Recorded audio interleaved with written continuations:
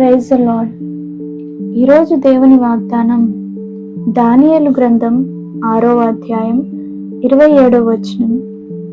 ఆయన విడిపించువాడును రక్షించువాడునై ఉండి పరమందును భూమి మీదను సూచక క్రియలను ఆశ్చర్య కార్యములను చేయువాడు. ఆయనే సింహముల నోటి నుండి ఈ దానియేలును రక్షించెను. ఆమేన్. హల్లెలూయా. నా ప్రియ సహోదరి సహోదరా, మనం సేవిస్తున్న దేవుడు ఏమై ఉన్నాడో, దేవుని హస్తం చేయు కార్యములు నీకు అర్థమైతే, ఆనాడు దానియేలు సింహపు నోటి నుండి రక్షించిన దేవుడు నీ జీవితంలో నిన్ను ఎలా కాపాడగలడో నీకు అర్థమవుతుంది. ఆమేన్. హల్లెలూయా. దేవుడు చేసే కార్యాలు పరీక్షల రకంగాను, అద్భుతమైన సంకేతాలు అంటే సైన్స్ ద్వారాను, అద్భుతమైన శక్తి చేతను, భయంకరమైన కార్యాల ద్వారాను దేవుని హస్తబలం కనపరచబడుతుంది. హల్లెలూయా. దేవుడు తన ప్రజల పక్షమున అద్భుత రీతిలో పనిచేస్తాడు. కొన్నిసార్లు అవి మనకు కనిపించవు కూడా. దేవుడు పగటి కోసం సూర్యుడిని, రాత్రి చంద్రుణ్ణి చేశాడు. సముద్రములో సింహాల గర్జించే అలలను కదిలింపజేశాడు. ఆయనే సైన్యములకు అధిపతి అని పేరు గల దేవుడు. హల్లెలూయా. సృష్టికర్త తప్ప సృష్టిని కంట్రోల్ చేయగల వారెవరు? ఈ సృష్టి అంతా కూడా దేవుని చేతి పనులే. సూర్యుడు ఉదయించి మనకు వేడినిస్తాడు.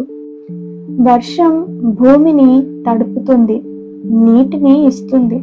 అలాగే ఋతువులు అంటే సీజన్స్ తప్పిపోకుండా కొనసాగుతున్నవి.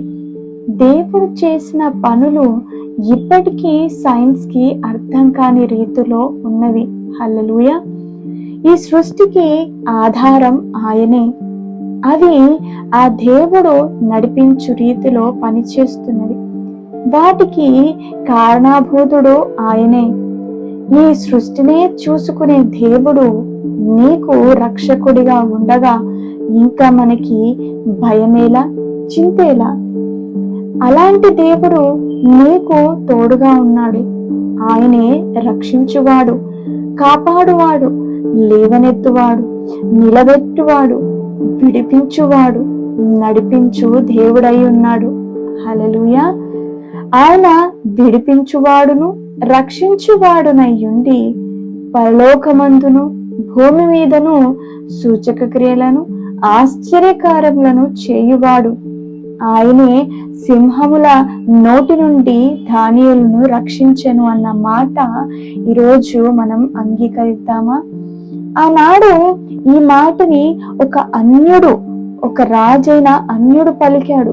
మన దేవుడు ఎవరో ఆయన గురించి ఆయనను ఘనపరిచాడు. హల్లెలూయా.